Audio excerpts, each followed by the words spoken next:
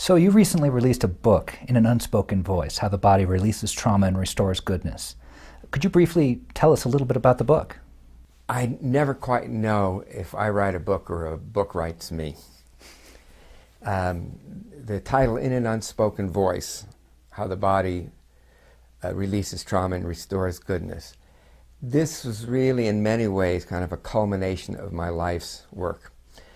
I was really trying to refine my the language that I use to talk about trauma and somatic experiencing, and I wanted to express this in a way that would be riveting, engaging, and even riveting for people to read, that had a strong basis in science, that was coming from my 40 plus years of clinical work, and that also would interest scientists and laymen and survivors of trauma to really help give them a concrete map of what goes on inside the body and inside the mind, inside the brain and the body when a person is overwhelmed.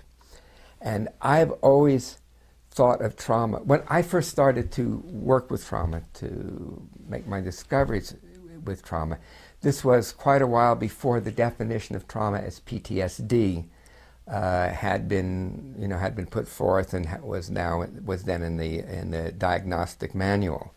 So I didn't know that trauma was a disorder, a disease that could not be cured, that it was an incurable disorder, and maybe manageable by medications. So I got a very different story. I got a very different perspective. And recently, working with some vets, they said, we don't call this PTSD.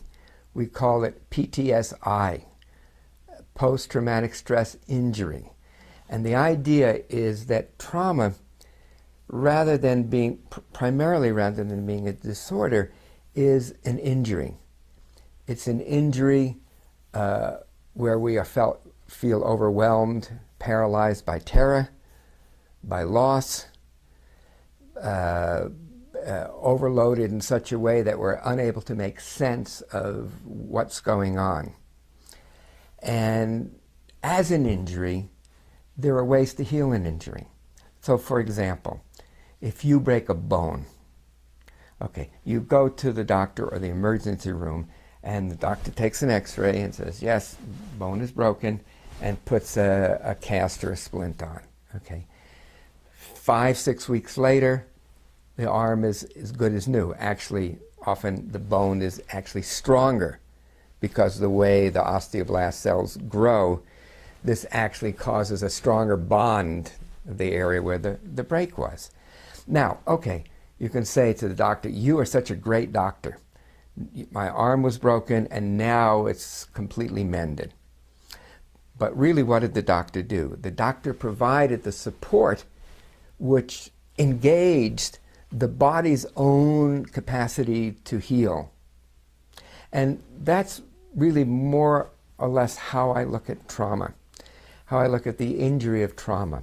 What is it that we need to do to help a person move through these states of terror and helplessness, to come to peace with loss, and to deal with the very complex emotions that are involved in trauma, particularly with soldiers returning from the fronts now, because this is something which is really is already, but it's going to impact society in ways that we can just barely imagine. And so how to help people work with these feelings of terror, of boredom, of seeing killing, of killing, of being blown up by bombs and so forth, how to make not even sense of it, how to re-engage the nervous system back into normal life, to being with family, to being with friends, to being with children. So really, for me, work with trauma is about seeing what the injury is and finding the solution that helps support the innate healing that all human beings exhibit to rebound, to become resilient again after these overwhelming events.